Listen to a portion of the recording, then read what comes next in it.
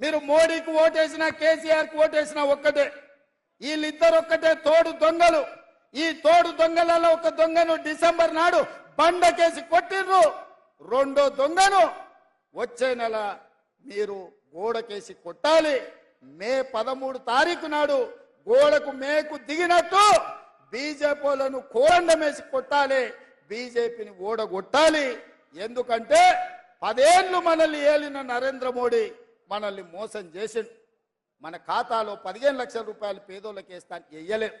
ప్రతి పేదవాడికి ఇల్లు కట్టిస్తాను ఇవ్వలేదు.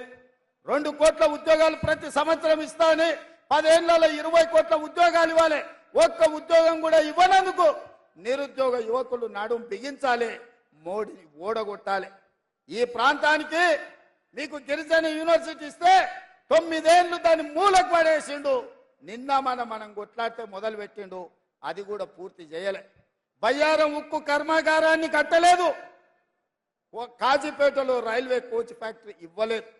ట్రిపుల్ ఐటీ ఇచ్చిన దాన్ని రద్దు చేసిండు.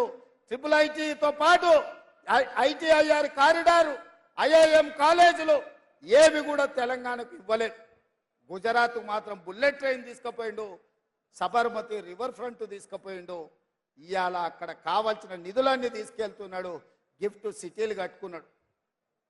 ప్రధానమంత్రిగా అందరినీ సమానంగా చూడాల్సిన బాధ్యత నరేంద్ర మోడీ మీద ఉంది.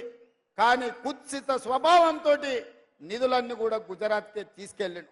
కాబట్టి మిత్రులారా, 10 ఏళ్లు మోడీని చూసిండ్రు, 10 ఏళ్లు కేసీఆర్ను చూసిండ్రు. రాబోయే 10 ఏళ్లు ఇందిరమ్మ రాజ్యాన్ని ఆశీర్వదించండి.